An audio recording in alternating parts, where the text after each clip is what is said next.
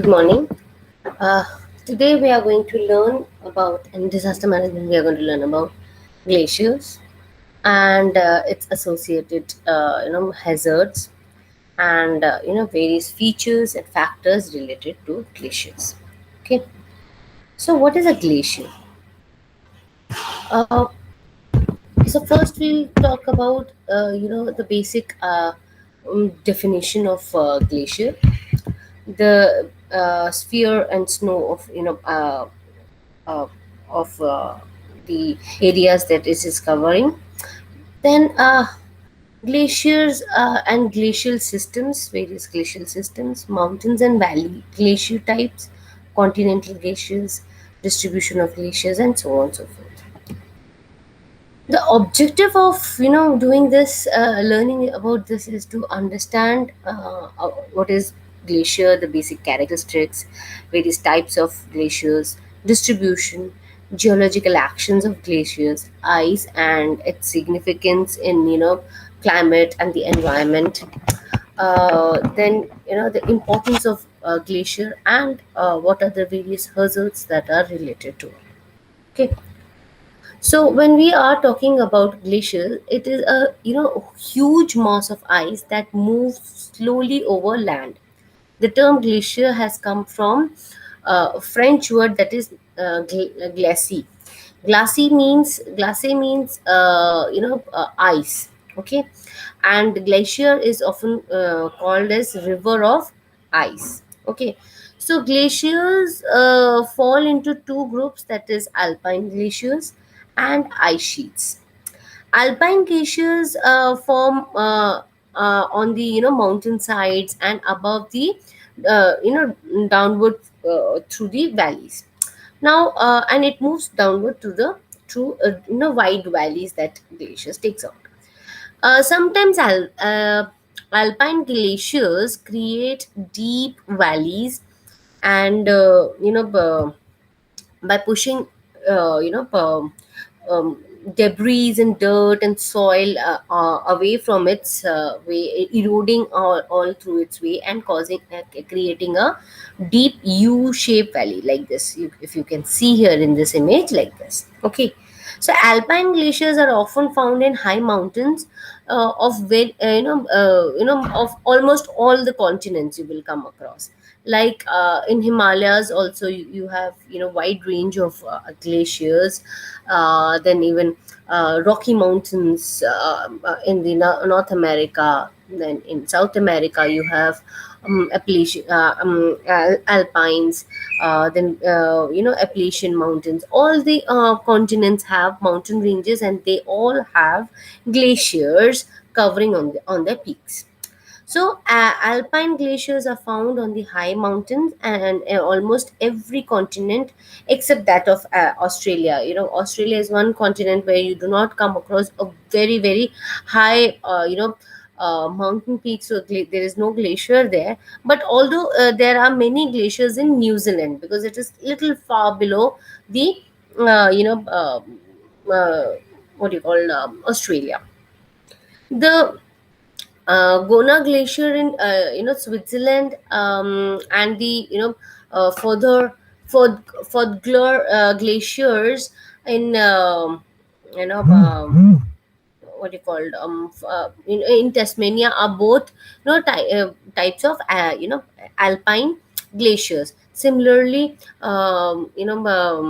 Gangotri glaciers is a type of a alpine glacier that is found in India. So Gangotri being a mouth of origin of the river Ganga.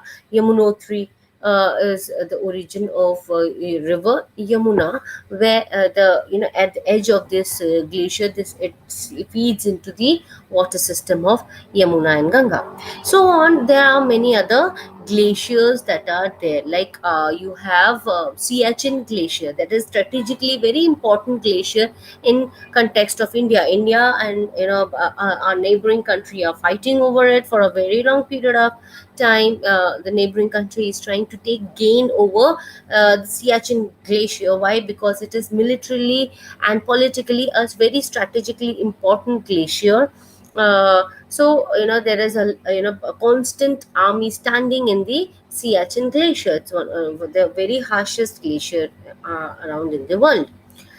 So now, the ice sheets glacier. When we are talking about ice sheet type of glacier, unlike Alpine Glacier, they are not limited to mountainous areas. They are found on a broad dome, it spreads from the center towards the all directions. So as ice sheet spreads to all directions, so it is more like a dome like shape, and it spreads all over. Okay, so as ice sheet spreads all over, they cover everything around them, and with a thick blanket of ice. So it includes valleys, plains, and even the entire mountain range. It can be covering.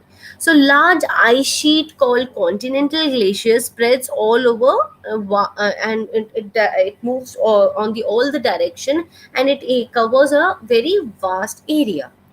Now, in today's time, continental glaciers cover almost most of the Antarctica, and Antarctica in the southern hemisphere, and Greenland in the northern hemisphere. Islands of Greenland are covered of this type of sheet type of glaciers.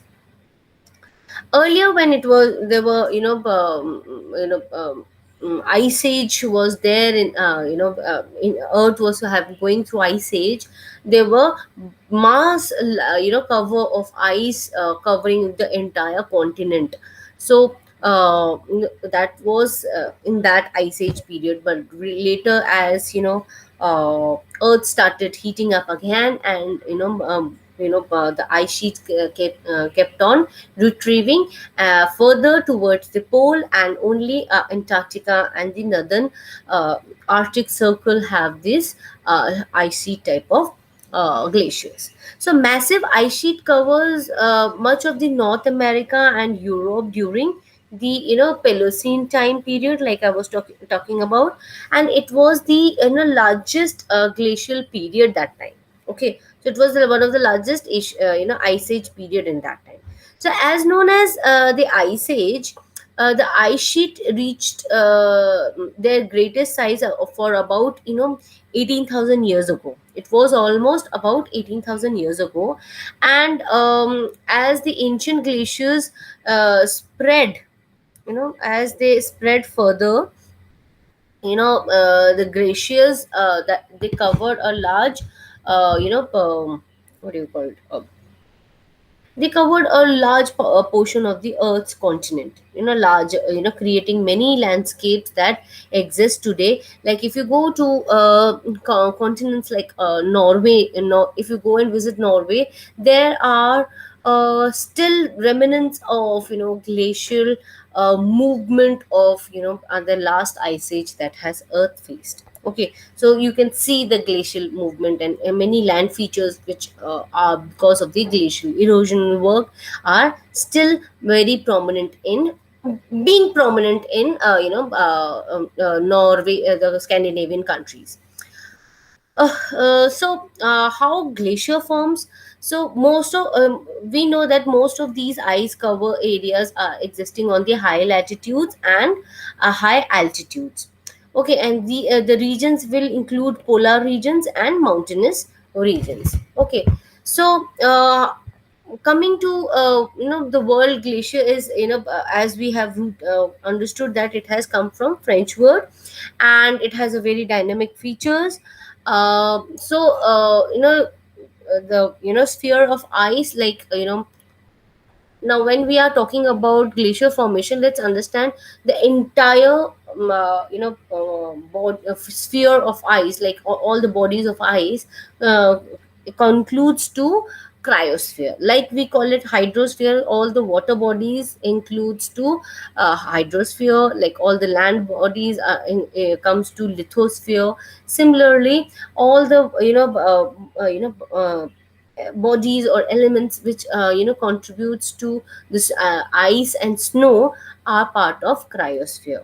Okay, so Now, talking about formation of the glaciers, a lot of study has been made on the global platform, based on the distribution of glacier and how it works. So let's talk about first about how it forms. So glacier begins forming in places where more snow piles up each year, then melts. Okay, so soon after falling, after fall, the snow begins to compress over one another. It starts, as snow keeps piling up, it starts compressing the snow below it, and it as it keeps compressing, it gets denser and denser, and it gets tightly packed. So the slow it is slowly changed from light to fluffy crystals to hard crystals. Just hold on.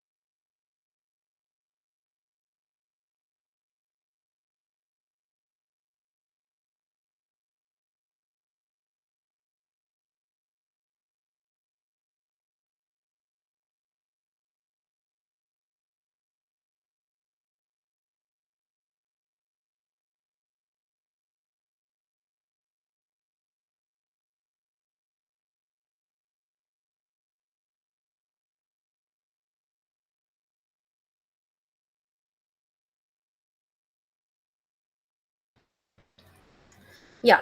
So glacier so this compacting of the snow changes as the fluffy crystals turns to harder and harder formation. Now, snow falls and buries these granular snow furthermore harder, and hard snow becomes even more compressed and becomes a very dense grainy ice, and is called fern.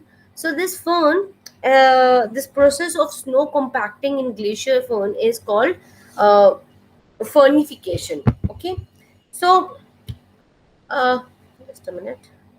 Yeah. Okay. Now coming back to what glaciers effect are. Uh, Glacier, like people all over the world rely on snow and ice to continue the way of there are many people who are surviving on the snow and ice. Not only people, but there are many animals who thrive in these regions, like polar bear, walruses, penguins, fish. There are many fishes which are found in these icy waters. So, and they depend on these cryosphere. uh, Glaciology, which is the science of studying glaciers, um, says that it studied that it deals with the origin, occurrence, and distribution of these glacials. Now, a large number of glaciologists that are scientists have contributed to the subject of glaciers of various continents, like in Greenland, Alaska, Canada, Baffin Islands, Norway, Sweden, Switzerland, India, China, Britain, and USA all have contributed to it.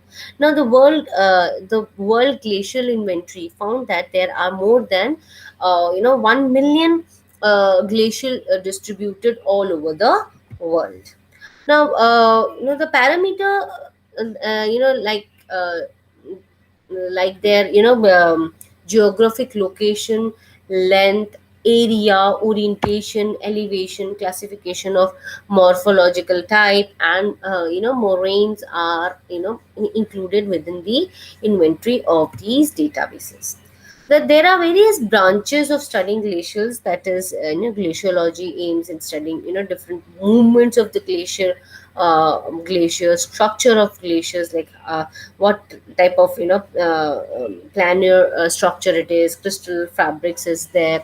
So all the structure of glaciers are studying. Then phases, relations in glacial ice, oxygen isotope study, micro meteorology studied on glaciers. Then remote sensing and climate monitoring techniques are used in study of glaciers.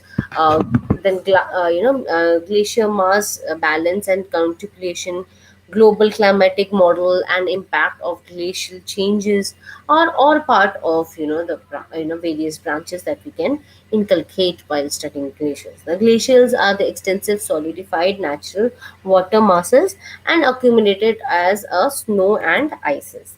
Okay, so they are made of fallen and accumulation snow and if you see here, these are the various layers that it has accumulated over the piling of the snow and ice on these. The glaciers are long standing masses of ice and having an ability to move very slowly, almost like a, it has a movement like a river, but slower than the water. Okay, now due to the sheer mass, glacial flows are very slow moving river of ice and snow. Now glaciers and because they are thick, so mass of ice and snow, they have a very large capacity of erosion. So they erode a lot areas in a very different manner than that of a river water which occurs. The specific density of glacial mass, there is a technique of calculating the density of glacial mass, that and that is fresh snow has a density of about 50 to 200 kilogram per meter, and similarly fern has a density of about 400 to 800 kilogram per meter, um, cubic meter, and glacial ice has a density of about 830 to 910 kilo per cubic meter. So pure ice has a density of about 917 kg per cubic meter. Water has the density of about 1000 kg per cubic meter. So as if we see here, every all the elements here have a different density. Fern is termed as different, is being the most densest, and the diverse form of the it is diverted from a German word which means dense and old snow, which is crystallized or partly joined together, but in which the air pockets still accumulate with each other, that has a sugary like texture, like granule texture. Fern is a multi-layer snow that is in transmission from meteorological snowfall to a glacial ice. um, uh, Typically fern has a density of about 550 to 700 kg per cubic meter.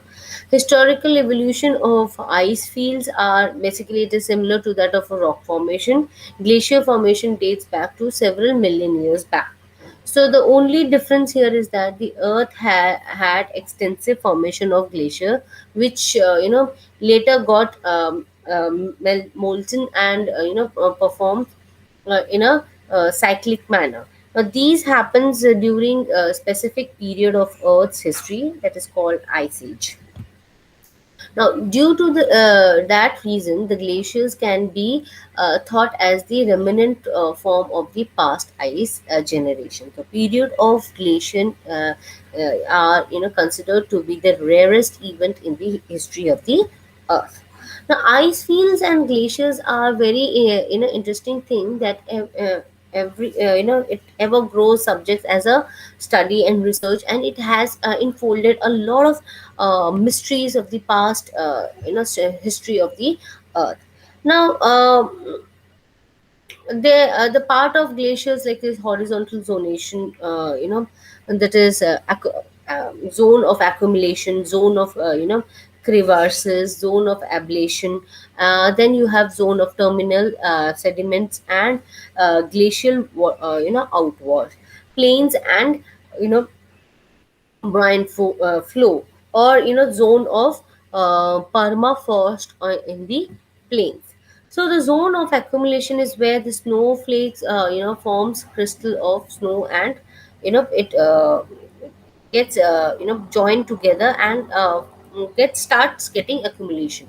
Zone of crevices is interflow of the snow which has been accumulated. Zone of ablation is melting and evaporation zone, where two where the difference of various density of this snow material reduces and has a different density altogether. And still it is flowing down the hill of in case of it is a alpine type of glacier. Now, the zone of terminal sediments that contains glacial moraines, like this in this image, you will see these are moraines. It shows that it is a retrieving glacier. So, glacier every year it is retrieving backwards. So, and leaving the debris that is it is flowing down the hill, and it is leaving behind. These debris are called moraines. Glacial outwash, the plain and braided flow of uh, the glaciers. So wherever the snow stops, the ice line stops, you will come across small streams of water flowing downwards, and it is almost having a braided pattern, like you make a braid of your hair. So it is almost like there a braided pattern of river water is there. So it looks like uh, a complete outwash or a plain area, and they have big pebbles and plain fine silt and sands deposited in these regions. uh, um, when we so on the higher altitude, the mountain areas and the polar regions, snow enters into the system by snowfall and other forms of precipitation, and they get accumulated in the zone of accumulation, we know that. And they are all stable, stable up to some elevation level, and there is no melting or evaporation in certain parts, and then slowly as it flows down, it starts showing its melting of the snow. All right. Now as they move the slope, the due to the brittleness and the interflow of the what do you call uh, the glacial ice, you will come see that these are yeah, these are they form crevices and crevasse along its path, right? Just hold on.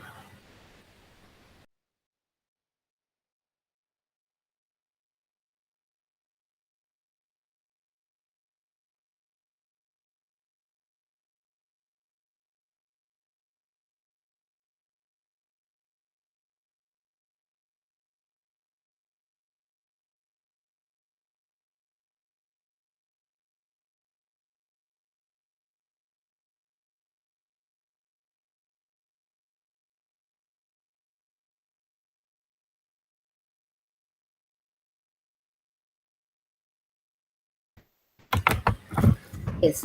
So coming back to this, wait. Yeah. So then coming back again, there are other zonation, that is vertical zonation of glacier. Vertical glaciers are divided into three zones, that is rigid surface zone. Then you have plastic flow and bedrock with rock fragments frozen into glaciers. And you have glacier originate at the location called the glacial head, and that terminates at the glacial foot or the terminus. second at the end, where the where you come across is the breaded streams of water, that is glacial head. So snowline glacier always exists above the snow line, and the climatic condition are reasonably high snowfall in winters and cool temperature in summers. This climatic condition allows more snow to accumulate as glacier in the winters and summer months. These will melt in summer depending upon the physical condition. So this is this way most of the glaciers are found either in high altitude mountainous regions or around the polar region. The snow line is the point above which snow and ice cover the land and throughout the year. So this level is controlled by several factors, that is two predominant factors, that is altitude and latitude. um Range of snowline, now in a range of snowline at or near the equator, the snowline is situated at the approximately at a height of about 4,500 meters above the sea level.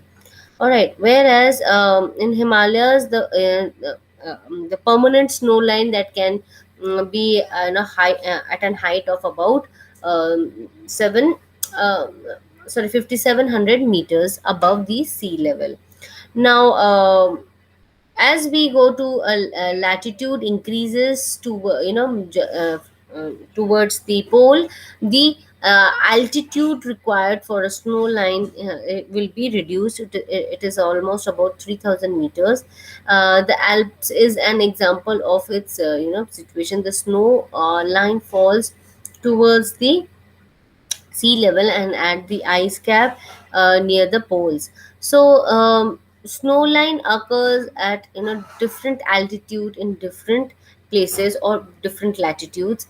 That like in Washington state, that the snow line is around about 1,600 meters, whereas in Africa it is about 5,100 meters, and in Antarctica it is almost at a sea level. Okay. So the characteristics of glaciers is that they have certain basic characteristics. They are made of ice. The ice must have unique structure and density. The glaciers are generally formed on land and extend into the water bodies. So ice crystals are the fundamental component of glaciers.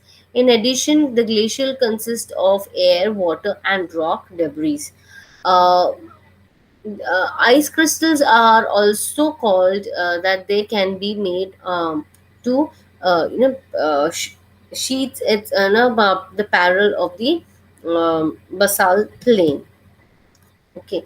Now, this is a basic reason that makes the glaciers to deform quickly due to their own weight. Now, they tend to follow another unique characteristic, that is, water is less dense in its solid form than in the liquid form. So, due to this, the glacier ice tends to float or stay above some water bodies. Like all glaciers must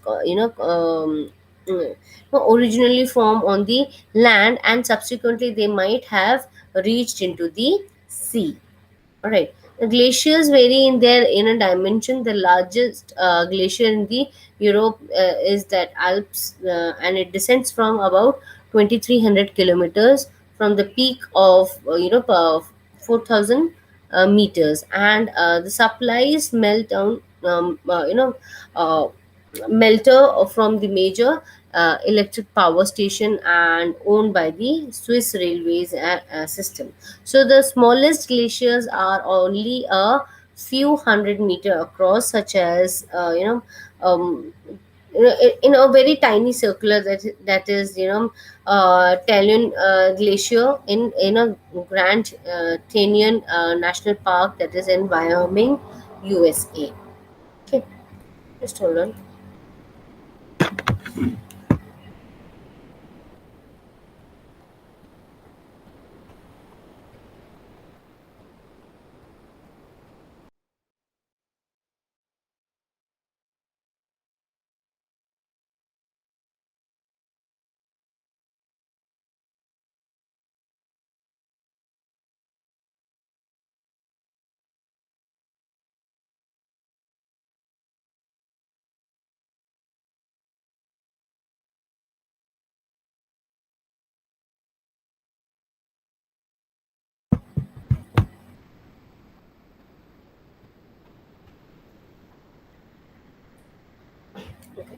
The classification of glaciers are classified into two various types, that is, morphology, temperature, and activities.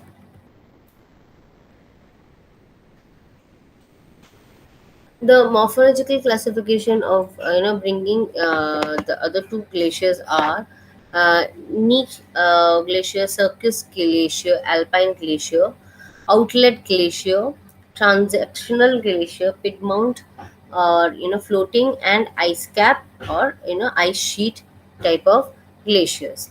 Okay, so these are the various types of glaciers. The temperature based on the classification shows that the following type of glaciers, that is, warm temperature and mm, warm temperate ice type of glaciers. Then you have cold polar ice, and you have intermediate subpolar ice caps. Okay, so when we are talking about subpolar ice caps, what is happening here is that it is in the almost close to the polar region. Then we have warm temperature to cold polar ice. uh, Warm temperature ice, in the sense, if at the base, you might feel it is warm, the temperature is quite warm to have any ice cap. But at certain height in that region, if you go, you will come across this feature. Now, activities that are based on classification shows that the following type of glaciers are there. So there can be activities that can be created to understand the various types of glaciers that are there. Okay.